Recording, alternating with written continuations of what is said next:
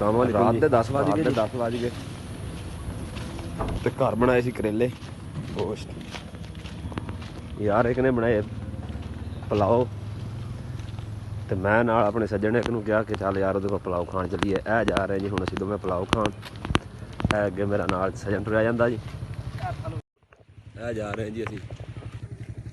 जाने अगे जाके पुलाओ खाने देखो की बनदा उत्थे ए जी तीसरे फ्लोर ते रूम है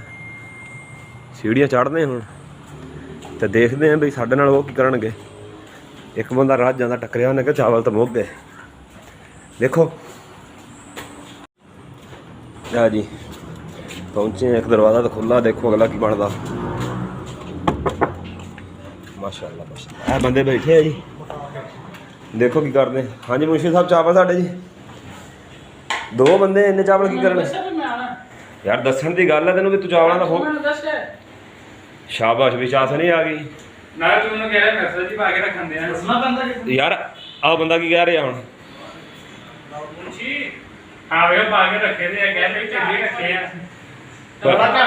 भाई जी है बंदा जी साडा यार ते इन्हें साडा चंगी यारी लभाई है जी ए मुका के हो गया जी ठीक है जी ए देखो आ चावल ते 2 बंदे जी जी आए सी इन्हों को चावल खाण इन्होंने साढ़े नाल कीती आ इन्हां दा किचन देख लेने फ्रिज देख लेने की सीन लो जी आ पतीली पानी दी भर के रखी तवा मुद्दा मारिया उत्ते ते आ इन्हां दी फ्रिज दा हाल है जी विच भी कोई शै नहीं साडे नाल गल हो बनी है जी घरों भी नहीं खा के गए तो बाहरों भी भुखे रह गए आ वेखो जी चावल तो नहीं जी लभे चाह का लारा जी हुण देखो की बनता आ भी पत्ती पुत्ती पा के उत्ते रखी हुण पता नहीं इन्हां कोल दुध भी है या नहीं है अल्लाह नूं पता ए भाई है जी ए इत्थों दे इंचार्ज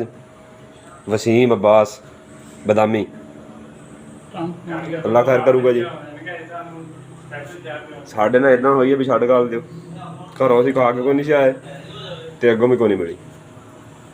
आया जी चाह का कप अपने कोल आ सिर्फ चाह का कप उन्होंने देता उन्होंने कहा चावल जोड़े ना तुसीं ना ही खाओ तो चंगी गल है ए भाई जी इन्हां भाई दी मेहरबानी है सारियां इन्होंने सारा कुछ कीता कराया अल्लाह पुछो इन्होंने जी साडी तो यही दुआ इन्हां दे वास्ते चावलों का तुहानूं पता लग गया जी जिहड़े चावल आपां खाधे ते हुण आए जी रोटी तो खानी सी घर जाके चलो मैं रोटी पकाउणी है आटा लै चलीए आटा लिया जी इहदा कराउने बिल ते घर जाने 11:30 हो चले रात दे फिर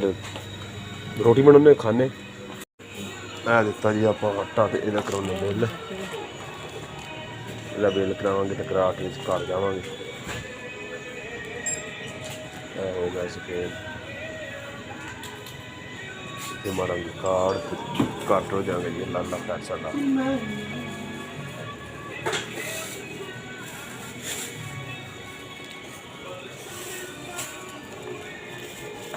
लो जी कर रहे जी आप कार्ड रखा कर करके ओके